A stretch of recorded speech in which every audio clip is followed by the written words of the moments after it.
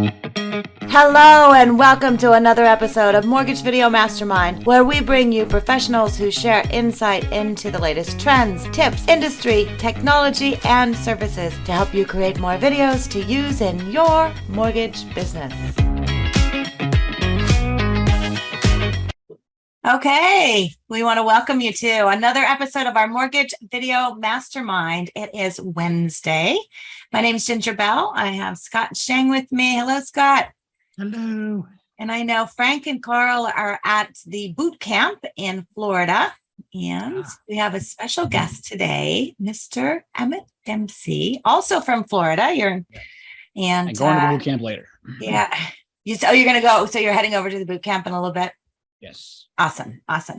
So I invited Emmett on because he is absolutely killing it in video. And since we are having conversations about how to do video, and we actually were chatting quite a bit at the beginning before we went live. So I'm super excited to get into this. So I'm gonna lead in with this question, Emmett. How long have you been consistently doing video in your business? Consistently, never as consistent as I want to be, but ultimately, since 2019, I went to Agent 2021, Gary Vaynerchuk's. I spoke at that event. Did I see you there? Maybe. There was a lot of you folks who are now on the circuit, as I call it, that started there. Yeah. It was definitely eye-opening, and his message has been the same. It's you have to create content for your business. I mean, he says 30 pieces of content, which seems enormous, but just the power of video that I found, and it's done so much for me, for my business, for me personally. I know growing up, I was, usually naturally very shy, and doing video has helped me become a better professional, a better salesperson, talking to people. So it's done a lot of different things for me personally and in the business world. Nice. And we have Frank joining us. Hello, Mr. Garay. Hello. How are you? I'm fabulous. You're not in Florida. I'm not in Florida. No, I'm not doing the event. Yeah, I'm sticking around California, but my kid's going to be there. Oh, so good. Yeah. Good. Yeah, how's it going, Emmett? Fantastic. Nice to see you, Frank. Yeah, good to see you too. Video. Yeah, so we're just talking about, obviously Emmett's killing it. Started in 2019. And that was my second question then, Emmett, is, what's the result? Because that's the thing and I get this question all the time when I'm talking to people. It's like, what am I going to get out of it? And Scott, you and I have this conversation all the time about it's the long game. And so you have to do that. So Emmett, you're saying you get business out of it, you get referral relationships out of it. Right.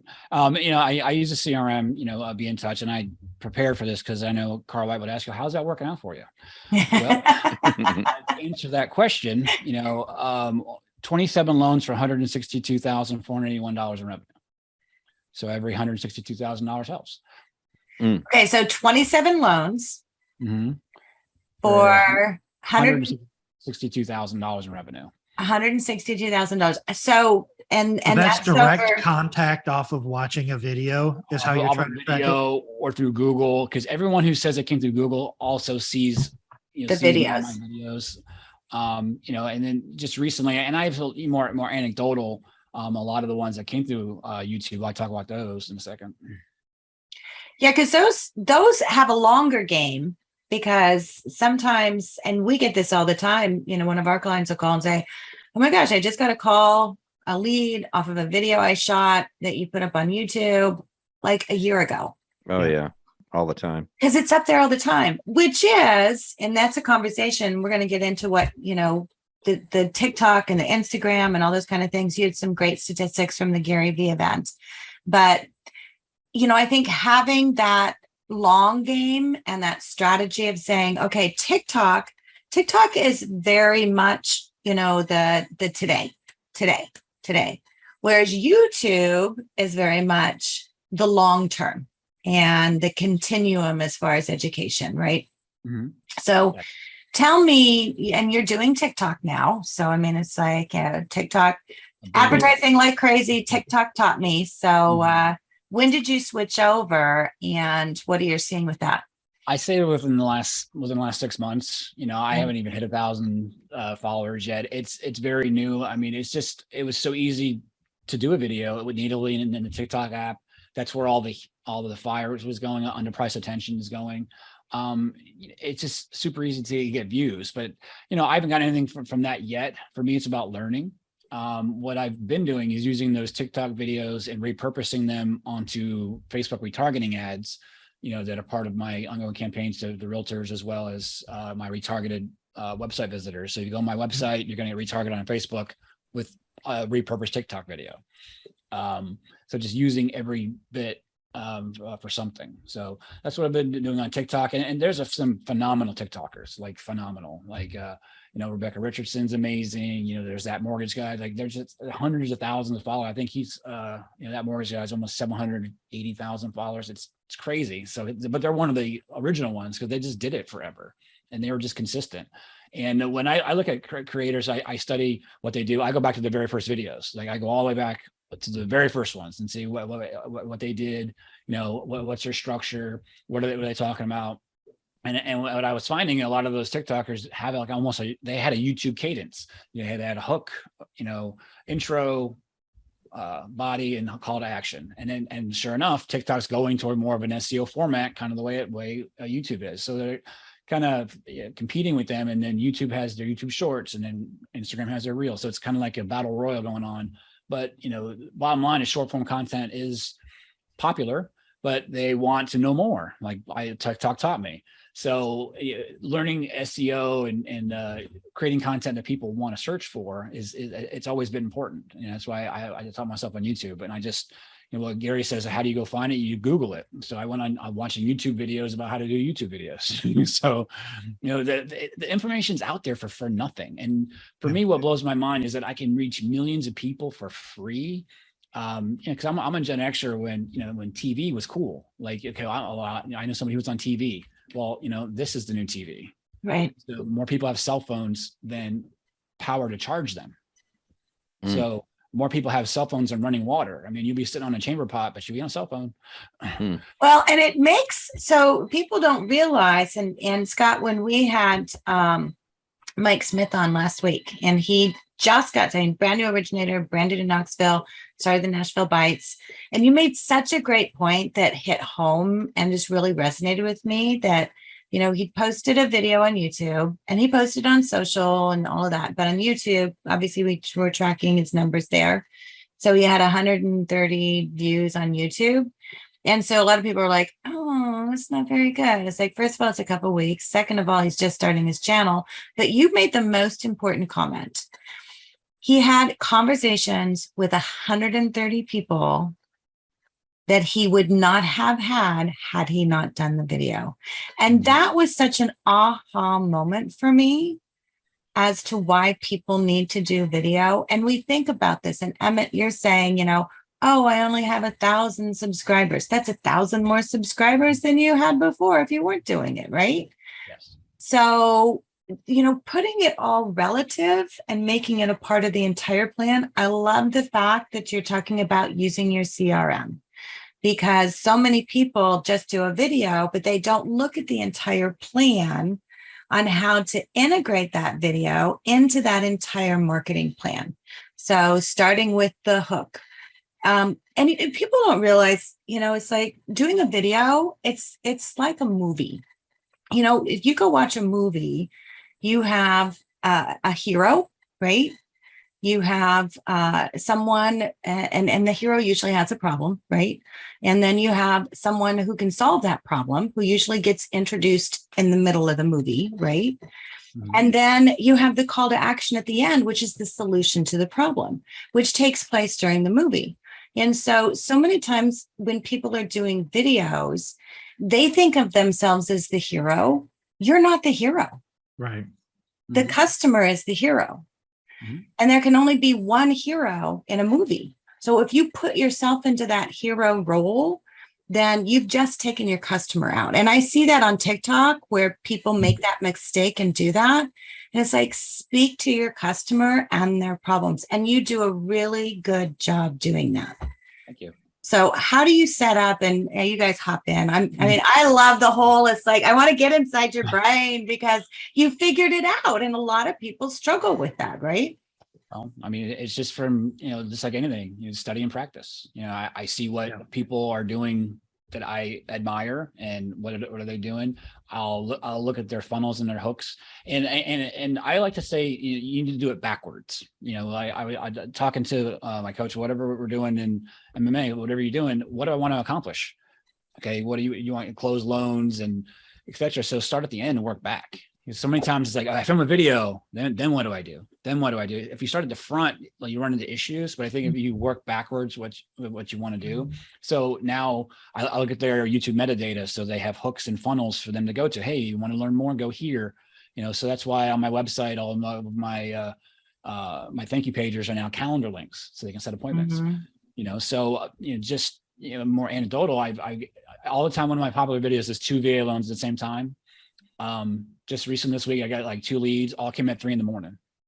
because they were watching videos at 3 a.m. Yeah. Booked the calendar link to talk to me the next day, had a conversation like I was asleep. So somebody watched my video while I was asleep, and they wanted to have a conversation. They were interested, and they were excited to talk to me the next day. And so I mean, I have scores of stories that way. But just one of my favorite ones was the end of last year. This guy, he was in DC, worked for the State Department. $600,000 VA loan. Okay. Who doesn't want one of those? So basically he was already in new construction, buying in Florida, moving. I would have never met that guy ever if, cause he was, perfect W-2 borrower. He's buying $600,000 VA loan. And when they find you on YouTube, there's no, hey, what's your rate? It's basically, I saw you on YouTube, so you're famous. I'm going to use you no matter what. Like, thankfully we have good pricing, but like that conversation's gone because that's the power of that connection you on video. I mean, and he closed with me. I mean, he even sent me a Harry and David, gift basket for the holidays. I was blown away. Like, he's like, thank you for what you do for veterans. And like, I'm just being me. I mean, just be yourself. Yeah. I mean, yourself was enough. People do business with people they know, like, and trust. Yeah. Video establishes that. Yeah. Yeah, 100%. There's a couple other things that I want to interject here because I didn't want to get them lost in the conversation. So, TikTok started off as short form. Instagram started off as very short form. Both of those have gone to long formats. TikTok is now 10 minutes. Yeah. So it's not just snippets anymore. So there's some value to some of those longer things. One thing that you said, Emmett, that I've heard other people say, I'm not on TikTok right now, but I'm very curious. I know. Scott and I are both like, no, we're not going to do it. It's like, no, I'm concerned about bandwidth. It's like, because I want to get in there and I kind of want to learn it. But you talked about repurposing. So TikTok, what I've always heard is TikTok just has an unbelievable video editor. It's just the simplest way to create video, put music, put overlays, things like that. And then repurposing that for your other ads.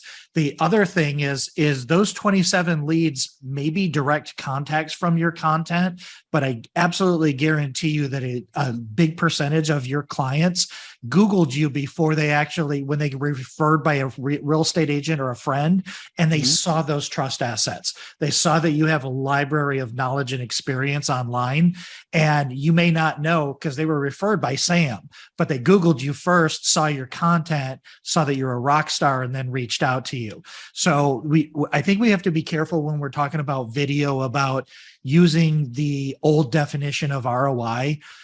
Because it's not return on investments, return on engagement. I think Fraser coined that, but it really is. And you don't know that engagement is taking place. So all we can do is put out clones of ourselves for consumers to engage with, earn their trust so they know, like, and trust you before they even reach out to you. Just like your experience with that veteran. We've heard that story so many times over and over again. And usually it's from somebody that says, I recorded one video 1 year ago and then I stopped because it wasn't working. And then they just got business from the one video that they did a year ago. And it's like, imagine what your future would look like if that was followed up with more videos. Exactly. And the viewer journey, just in the conversations, they might stumble upon your video, but then they'll go back to your whole catalog. So that's why doing video consistently over and over again, even though it gets multiple views, and all of a sudden all your entire library gets all these views because it's that one person who binge watches your content. So when I talk to them, it's not say I watched that one video and I called you. Sometimes that happens. Most of the time is I watched all of your videos. Yeah. So they'll go back through Yeah. and watch your entire library. Yeah, So they Netflix you. I mean, it's Yeah. they watch, do. and that's it. They go through that. So I want to get into the calendar thing because Danny Ruiz, who, you know, when he got started on TikTok, he put his link tree, and at the top of his link tree, he put his calendar. And Yes. that's the thing he also saw the most was people were making appointments. They're not ready for an application. You know, so many of us, and even on your website, you guys stop putting them on your website where that's the very first thing in the middle. They're not ready to apply. It's like going to a doctor and saying, I'm ready for surgery, fix me. No, you're going to have a conversation. And you want that conversation. So using the Calendly, which is so affordable, is the best way to do it. You can time block out, like I use it. I time block out Mondays and Fridays.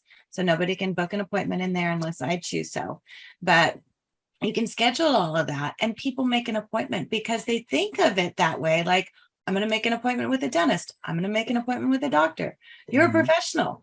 Mhm. Have them make an appointment. So I Mhm. love that you're doing it. Do you use Linktree or do you use just? I use something your similar. calendar? It's called Beacons. I think it's Beacons that it's the same thing. Basically, it's a link accumulator.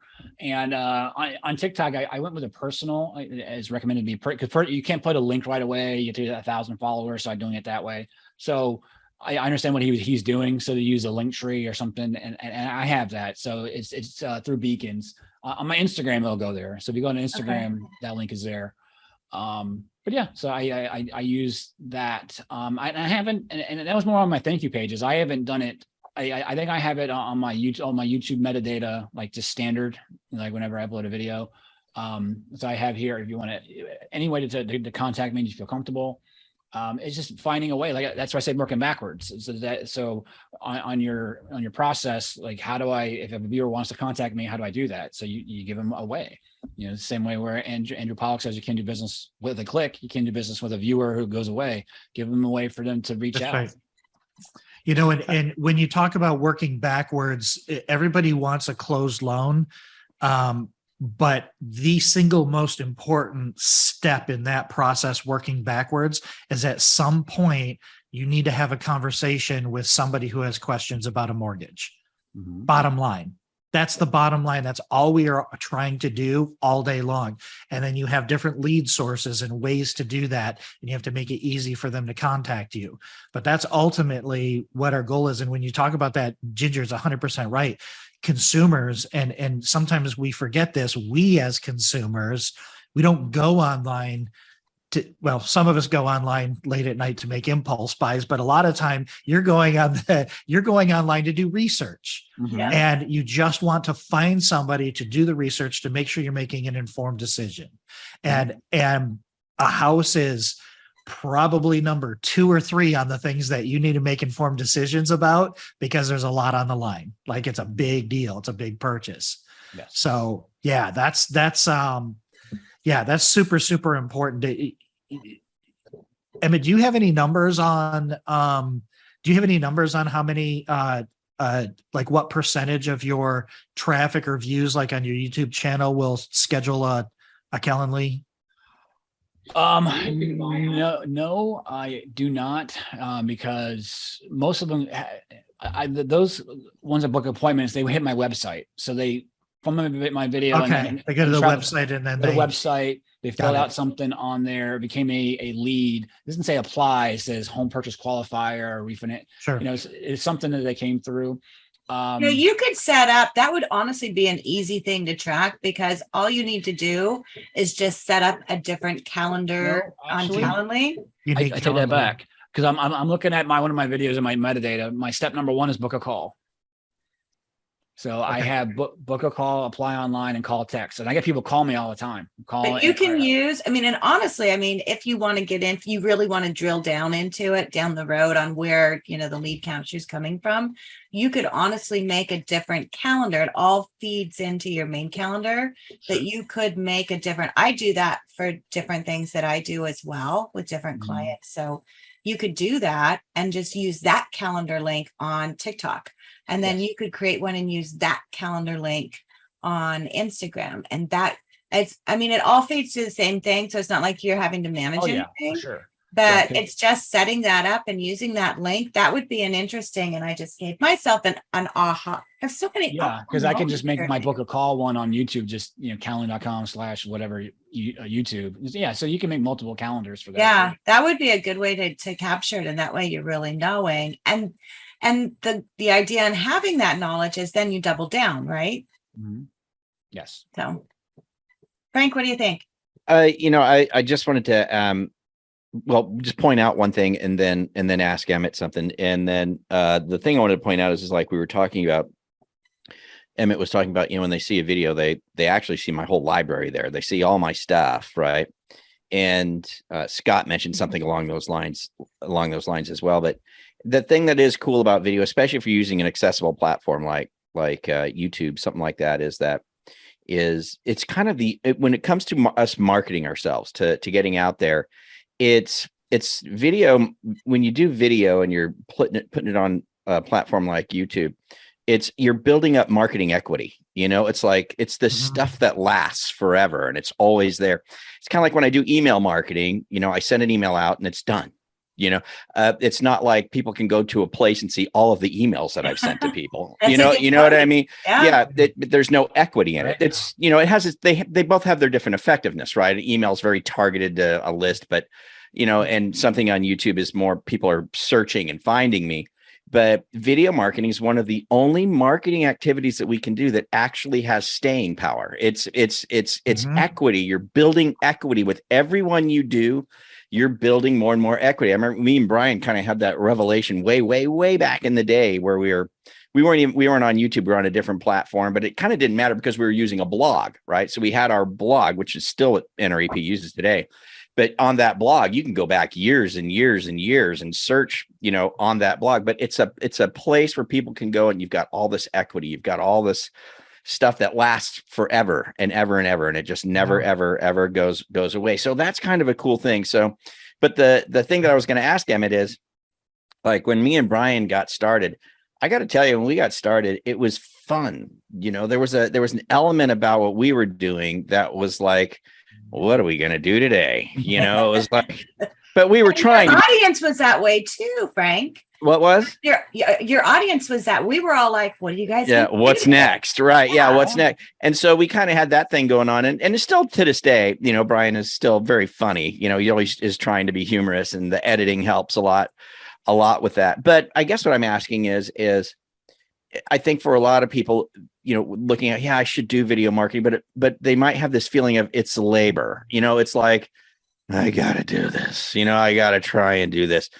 But I think what happens to a lot of people is once you get a little taste for it, suddenly it's not such a labor anymore. It's more of, oh, cool, I get to do that. You know, it's more fun. It's more enjoyable. I guess that's what I'm asking you, Emmett, is, are you in the fun zone with this, or is this more, or is it a little half and half, or I got to do it, but do you enjoy it? I really enjoy it. I really enjoy it. And just getting back, you know, first of all, you guys are the OGs. I remember, I started in 2007, right when right about when you guys. Oh, that's right. When we started. Right when you started. Yeah. I remember back in my shop watching you guys and those videos. So, you know, you were the video influencer before there was a video influencer. Yeah. So, you know, props to that. But yeah, I'm very much in the fun zone. As I explained before you came on, you know, video has done more for me, just in communication wise. It's helped me become a better professional, better salesperson, communicator. When I first started, my videos were horrible, terrible. And then you know, Mr. Beast in YouTube Secrets in the forward, he basically says you need to make 100 crappy videos, and you just do. You got to push through it. I started on an iPad. because I knew that, and maybe it's Gary Vee talking. I thought I had to do it. I just understood what he was talking about. Like, because if it's networking at scale. Like, how many times we go to the real estate board, Marketing Madness, and see the same faces over and over again. You can talk to literally millions of people for free by putting out a video. That concept still blows my mind that you can do that. There's data. It's not free per se, but yeah, it's monetarily free. So it's fun for me. So I've gotten to where I watch TV a different way. So now I'm thinking about, what frame rate are they using? Look at those contrasting colors. Look at that cinematography. So I watch things a different way. Oh, this is in 24 frames per second. That's where most movies are. Oh, this is, so like, that's the way I start looking at it. And they at what a focal length is. When they say the camera adds 10 pounds, well, that's because they probably use a 25 millimeter frame rate versus wide angle lenses. That makes you look flattery. So, my thoughts have changed, but I understand the power of creating content, and I enjoy doing it, and that way. So, yeah, I mean, and I think what I heard you say there is, like, when you first get started, maybe it's not the funnest thing in the world, but as soon as you kind of just do a handful of these things and then especially when you get any kind of response on it, like a like, you know what I mean, or a share, that's like, this is kind of fun, So I don't know, just an encouragement to everybody. I mean, obviously, absolutely. Emmett's done just so well with it, but it all starts with that first crappy video, and you just got to do a handful of more crappy ones, and they might not ever get any better, but they do, and you get better at it, and it becomes more fun and it becomes more enjoyable, and you're building equity. Marketing equity that you just can't really build in any other way. I don't know of any other marketing. You make flyers, they're gone. You email blasts, they're gone. They're what else is there that we make that we produce that remains? Yeah. And video is certainly one of them. I don't know if it's the only one, but it's certainly one of them. It's a big one. Yeah, definitely. Yep, the best, the best. Cool. Okay, so we've got a few minutes left. One of the things that I would like you to talk about, and we talked about it when we first got started, because you're a one-man band. I mean, you come up with the ideas, you shoot your video, you do your editing, you do your post-production, and then you post it. Yes. So beginning at the beginning, because I think that's where a lot of people struggle. How do you come up with your idea? Do you have a plan for the week? Are you in a theme out? Is it just a thought that's an aha? Believe me, I mean, I'm not perfect. So I do the best I can. I have, intentions of what I want to do. I'll use sites like Answer the Public and Quora and Reddit, where people are asking questions. So you go to those places and you see what questions are being asked, which Carl talks about that all the time, right? To be able to go and see. I'll see what's being asked. I'll use on YouTube. I'll use TubeBuddy and vidIQ to see what keywords. So it's old school SEO search. You put yourself in front of the wave, what people are asking for. So do you plan out for the week then? Do you plan out, because you shoot 2 videos a day? I try and shoot 2 TikToks a day. On TikTok is so easy because you can do 2 talking heads and a trend. Whereas ideally I want to do at least 1 YouTube a week.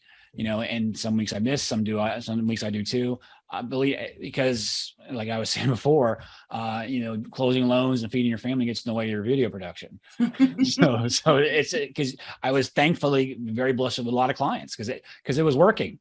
So I was taking care of clients. So I've grown my origination team. My wife was my processor. I hired a loan partner. So doing the DSP and, with Carl White and them. So taking care of the fulfillment piece so I can be more focused on content production and be more consistent. I am nowhere near as consistent or as productive as I want to be, but it's just doing it, so I have to constantly, force myself to do it. So I try and do it at least 1 or 2 TikToks and my YouTube, because it's a different cadence, because TikTok is on your phone. You can do YouTube on your phone, but it's a 16:9x9 format. I now have a DSLR camera that it's becoming more production than when I started. So that's another conundrum you run into. You like it, okay, you want to get different lights and stuff. So do you really need that, or can you just use your window? So don't overcomplicate it. Just do the best you can. So lately I've been talking about the seller buy down. Mhm. because in the rate environment that we're in, that's been the latest topic about, and using examples with Mortgage Coach and screen shares. That's been the way my format has been lately, where I don't always have to be on camera. Just showing them, showing those videos. But I don't know if I answered your question. Well, coming up with the content. So you do some research, find out what the questions are, kind of get an idea as far as what the videos are going to be. Then you shoot the videos, and then you do your editing. So, and you're talking about, and this is honestly a whole nother conversation into production, because your short form content under 60 minutes, usually shot vertically, although I know you shoot yours horizontally because I see you frame out on some of them too. So, just having an idea what you do, not overthinking it. And then you can edit it in the TikTok app. There's a ton of apps you can edit in it. Yeah. And I think you do a lot of editing and you do a lot of copy on yours. Yes. So when people see that, I think that can be a little daunting to them. I think probably for you, because you sound like you enjoy that. You have that creative side, right?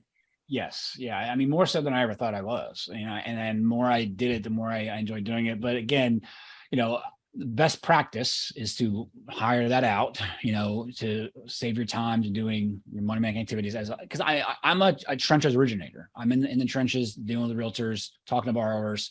You have other mortgage influencers that are more, all they do is do video. So for them, their process is different. But for me, putting out fires and doing things loan officers do, I do the best I can to put out as much content as I can. And it's a never ending struggle, because I have 4 kids, I have 28-year-olds and a 5-year-old and a 20-year-old. So, and a wife.